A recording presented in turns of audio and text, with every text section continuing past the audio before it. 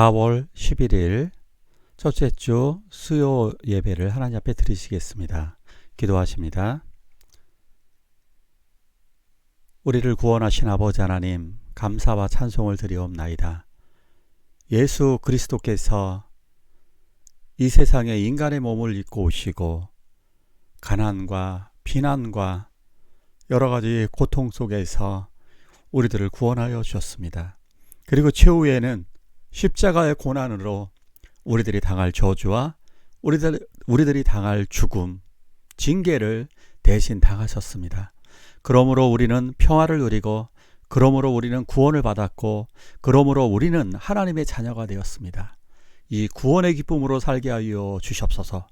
또한 예수 그리스도께서는 성령을 선물로 보내셨사오니 그리스도와 동행하며 성령의 능력으로 살아가게 하여 주시옵소서. 예수님의 이름으로 기도드리옵나이다. 아멘. 사도신경으로 신앙 고백하십니다. 전능하사 천지를 만드신 하나님 아버지를 내가 믿사오며 그 외아들 우리 주 예수 그리스도를 믿사오니 이는 성령으로 잉태하사 동정녀 마리아에게 나시고 본디오 빌라도에게 고난받으사 십자가에 못 박혀 죽으시고 장사한 지 사흘 만에 죽은 자 가운데서 다시 살아나시며 하늘에 오르사 전능하신 하나님 우편에 앉아 계시다가 저리로서 산 자와 죽은 자를 심판하러 오시리라.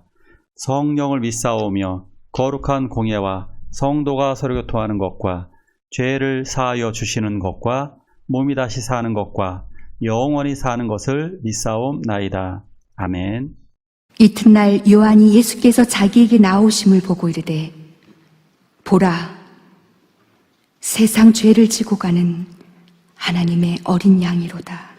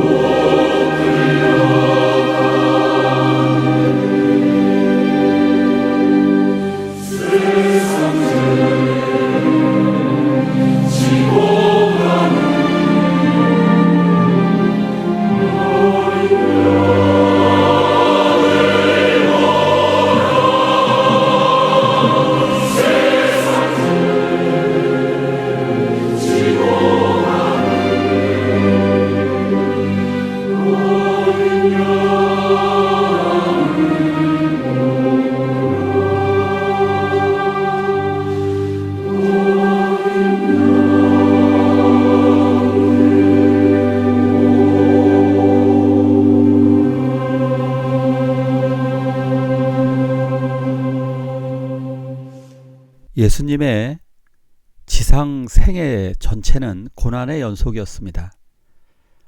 예수님께서는 여러 가지 고난을 당하셨는데 이것을 넓은 의미에서는 두 가지 유형의 고난으로 정리를 해볼 수 있겠습니다. 첫째는 육체적인 고난이고 두 번째는 감정적인 고난입니다. 이 두 가지 고난에 대해서 자세히 알아보고자 합니다. 첫 번째로 육체적인 고난. 육체적인 고난과 고통은 하나님이 인간이 되셨기 때문에 그 자체부터 고통입니다. 인간이 되셨다. 그것은 하나님이 자기를 비우시고 사람의 몸으로 낮추신 것입니다. 저는 이렇게 비유한 적이 있습니다. 사람이 돼지가 되어서 돼지우리에서 예수님 생애처럼 33년, 34년을 돼지우리에서 산다고 그러면 어떨까요? 그거보다 하나님이 인간이 되신 것이 더 비우시고 낮아지신 사실입니다. 인간이 되셔서 그것도 왕으로 오셨거나 부잣집에 오신 것도 아니라 아주 가난한 아주 처참한 마구간에서 태어나셨고 그리고 이렇게 목수일을 하면서 살으셔야 됐습니다. 안타깝게도 아버지 요셉은 일찍 죽으셨기 때문에 더 가난하게 사셔야 됐습니다. 자, 두 번째 십자가형 틀에 대해서 육체적인 고난 한번 생각을 해볼까요? 십자가형은 로마에 반항하면 너희 이렇게 된다 라고 하는 것을 철저하게 보여주는 가장 극심한 사형 방법인 것입니다. 그래서 로마 사람들은 사람들이 많이 다니는 길목에 그 길목에서 십자가형을 집행하여서 로마에 반항하지 말라고 교훈을 이렇게 삼았던 겁니다. 그러니까 어떻게 하면 더 고통스러울까? 그것을 연구해서 낸 고안물이 십자가인 것입니다. 첫째, 가시면류관 한번 생각해 보죠. 사방에서 찌르는 가시의 고통 굉장히 심했을 것입니다. 그냥 얹어놓은 것이 아니라 이것을 위에서 강하게 눌렀기 때문에 여기저기 찔렸을 것입니다. 그러나 이 정도는 참아낼 수 있을 겁니다. 웬만한 사람들이라면. 그런데 여기에서는 감정적인 의미까지 들어있는 거죠. 모멸과 멸시도 들어있는 것입니다. 가시관은 가장 모멸적이고 비극적인 상징물인 것입니다. 그렇지만 놀라운 일은 가시관을 쓰심으로 우리들은 영광의 면류관으로 바꾸어 주셨다는 사실입니다. 우리는 마지막 날에 영광의 면류관을 쓰게 될 것입니다. 자, 예수님은 이러한 채찍질을 당하셨습니다. 채찍 끝에는 납덩이라든가 금속이나 뼈, 돌멩이 같은 것들을 납에 묶어서 그리고 때리게 됩니다. 납을 가죽에 묶어서 때리게 되는 거죠. 그런데 옷을 벗기고 때렸습니다. 이렇게 맞을 옷을 완전히 발가벗기고 때리게 되면 이게 불구가 될 수가 있습니다. 온몸은 휘감겨서 살점이 떨어져 나가고 그렇게 되다 보면 과다출혈이 벌어지기도 합니다. 유대인 역사가 요세푸스는 이렇게 말을 했습니다. 내장이 드러날 정도로 때린 적도 있다고요. 이사야 53장 5절에 이렇게 말씀하고 있습니다. 그의 채찍질로 우리가 나음을 입었도다. 예수님이 채찍에 맞은 그 고통으로 우리들의 질병과 아픔이 치료되었습니다. 그 육체적인 고난의 정점은 바로 십자가를 짊어지시고 십자가에 못 박히신 것입니다. 예수님은 십자가를 지고 골고다 언덕을 올라가셨고 올라가다 계속해서 쓰러지셨습니다. 쌀가마니 같은 거 80kg짜리 이런 거 들을 때 이런 건 들을만 합니다. 쿠션이 있으니까 그렇게 쌀가마니 들으면 아프진 않습니다. 하지만 이러한 나무들을 들을 경우에는 무겁기도 무겁고 정말 아픕니다. 그래서 예수님은 자꾸 쓰러지셨고 그 무게를 또한 견뎌내지 못하셨습니다. 그래서 어쩔 수 없이 이렇게 구레네 시몬이 대신 십자가를 졌습니다. 십자가를 짊어지신 것은 우리들의 죄를 지고 가는 죄짐의 무거운 것을 상징하는 것입니다. 예수 그리스도는 이렇게 우리들의 죄를 대신 지고 가는 하나님의 어린 양이 되셨습니다. 그리고 예수님은 십자가에 못 박히는 육체적인 고통을 당합니다. 제가 이런 어떤 못에 의해서 뒤꿈치를 찔려본 적이 한 2번 정도 있습니다. 뒤꿈치에다 훅 들어가면 정말 많이 아픕니다. 근데 뒤꿈치에는 살만 있습니다. 살만 있어도 엄청나게 아픈데요. 그런데 예수님 못 박히는 것은 아마도 이 손바닥이 아니라 많은 학자들이 이야기하기를 손목이다. 또 유골이 발견된 것에 의하면 십자가 처형된 죄수들은 손목에 못 박힌 자국이 있었습니다. 뼈가 부서지는 고통 속에 정말 얼마나 고통스러웠을까요? 아마 기절하고 눈에선 피눈물이 흘렀을 것입니다. 12cm에서 17cm 정도 되는 이 길고 두꺼운 이 못을 박을 때, 그리고 그가 매달려서 예수님이 숨을 쉬기 위하여서 자기 몸을 끌어올려야만 할 때 얼마나 몸이 아프셨을까요? 그리고 결국 숨을 쉬지 못할 때까지 이렇게 되다가 과다출혈과 질식사로 사망을 하게 되는 겁니다. 예수님은 이러한 고통을 당하셨습니다. 두 번째로 예수 그리스도의 감정적인 고통 볼 수 있습니다. 많은 분들이 우울증, 공황장애 이런 것이 시달립니다. 우울증이나 공황장애 여러 가지 원인들이 있지만 외로움, 버림당한 것, 그리고 알 수 없는 미래에 대한 불안감들 여러 가지 굉장히 큽니다. 하지만 예수 그리스도가 당한 그 감정적인 고통은 인간들 우리 주변에서 벌어지는 우울증과 공황장애와 비교조차 되지 않습니다. 첫 번째로 예수 그리스도의 고통 중에 극심한 것은 바로 성부, 성자, 성령, 영원전부터 존재해 왔던 하나님과의 교제가 일시적으로 단절되어졌습니다.